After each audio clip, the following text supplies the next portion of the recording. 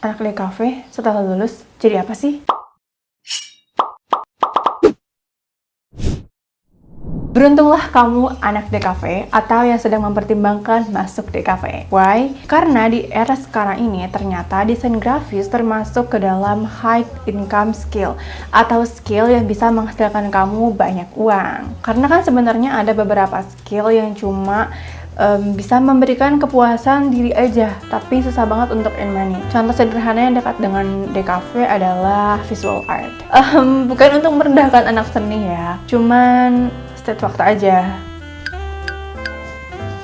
Oke, langsung aja aku sebutin beberapa profesi atau pekerjaan yang cocok banget untuk anak DKV. Dimulai dari yang pertama, periklanan. Dalam dunia advertising, biasanya anak DKV ini ditempatkan di bagian pembuatan desain, atau juga fotografi, atau bahkan videografi.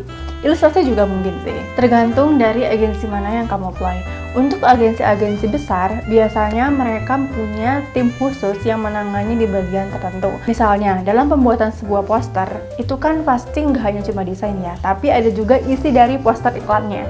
Nah, untuk agensi besar, biasanya mereka punya tim khusus yang menangani bagian copy ads-nya atau isi iklan tersebut. Biasanya itu bagian copywriting. Nah, dan orang yang membuat desainnya itu adalah orang yang berbeda. Bahkan di beberapa agensi ada yang layouting aja itu orang yang beda gitu loh. Biasanya untuk agensi yang lebih kecil, terkadang desainer harus merangkap jadi copywriter juga. Jadi mereka nggak cuma desain, tapi juga membuat atau menyusun isi dari posternya tersebut. Nah, biasanya kalau kayak gini, desainer harus belajar ilmu tambahan, yaitu copywriting, atau juga ilmu psikologi konsumen, dan lain-lain. Yang kedua, media massa, televisi, dan perfilman. Oke, biasanya di industri televisi atau media massa atau yang lain sebagainya ini, anak DKV ditempatkan di bagian pembuatan storyboard dalam sebuah film atau mungkin project yang harus pre-recording dulu ya.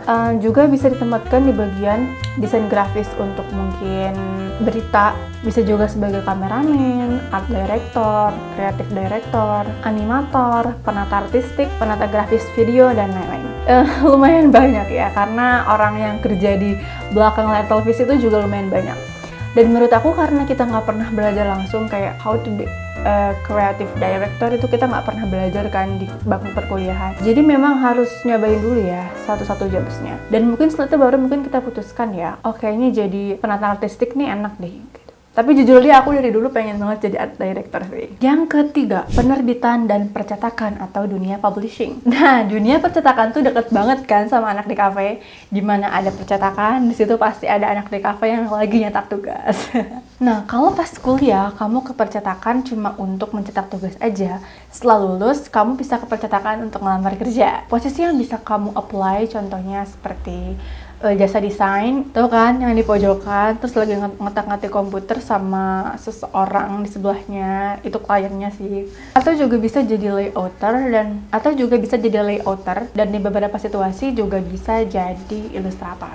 Tergantung tempat kamu apply-nya sih. Keempat, rumah produksi atau production house. Jujur deh, kerja di PH ini mimpi aku dulu sih. Aku bahkan pernah sempet mau apply untuk magang, tapi karena satu dan dua hal akhirnya aku urungkan niat tersebut. Tapi untuk kamu yang mau kerja di PH, kamu bisa mengisi posisi kameramen atau jadi video editor atau juga mengisi posisi desain grafis. Nah, biasanya desain grafis ini tuh untuk keperluan media sosial, kayak misalnya pembuatan poster filmnya atau juga promosi-promosi di sosial media mereka. Kan ketika suatu film itu up, pasti mereka akan promosin filmnya karena itu tuh biasanya anak desain grafis tuh yang ngerjain bagian itu. Kamu juga mungkin bisa mengisi posisi storyboard. Kalau misalnya, kamu juga bisa mengisi posisi storyboard artist kalau kamu punya basic gambar yang kuat. Dan kalau misalnya kamu punya basic di bagian 3D animation, kamu bisa banget apply bagian special effect. Yang kelima, game dan animasi. Anak DKV bisa ya masuk bagian game dan animasi? Bisa dong. Bahkan meskipun kamu belum punya basic 3D sama sekali. Tapi minimal kamu bisa gambar lah ya. Karena posisi yang bisa kamu ambil itu ada karakter design atau story design, design atau juga background design. Dan kalau memang kamu sudah punya basic animasi, kamu bisa untuk apply posisi 3D modeler.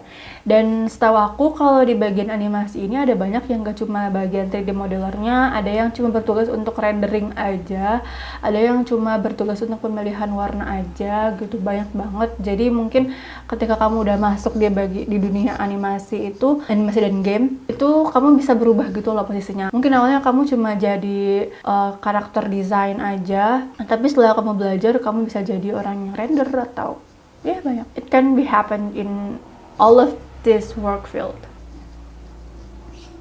Yang keenam, jadi freelancer. Ini nih yang lagi banyak banget dikejar oleh anak-anak muda zaman sekarang.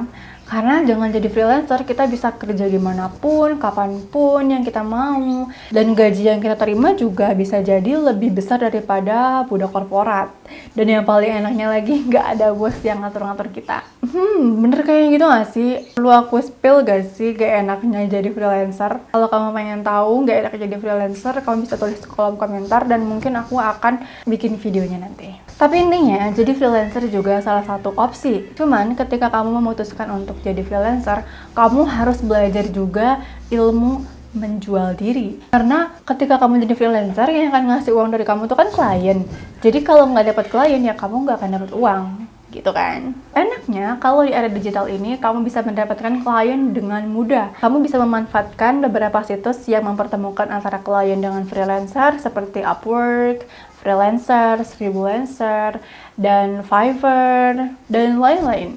Jadi kamu juga bisa kerja di Indonesia tapi digaji dolar. Dan bahkan aku sering dengar beberapa teman-teman yang memang dia bekerja sebagai freelancer, dia tuh bahkan nggak bisa bahasa Inggris sama sekali, cuma ngandelin Google Translate, tapi bisa dapat klien loh.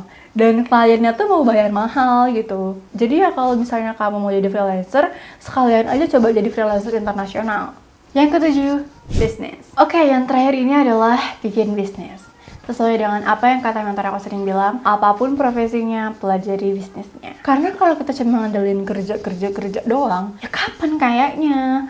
Kalau kita berhenti kerja, kita kan dapat uang lagi. Terus gimana dong? Jadi kalau bisa sih kamu bikin bisnis yang bisa menghasilkan passive income. Jadi nantinya suatu saat kamu nggak perlu kerja lagi untuk dapat duit. Tapi bisnis apa sih yang bisa dibikin anak di cafe? Aku spill di video selanjutnya ya. Siapa tahu kamu terinspirasi. Okay, I think that's all for today. Thank you guys for watching. Jangan lupa like, comment, subscribe, and hit that notification button so you won't miss the next video. Bye bye.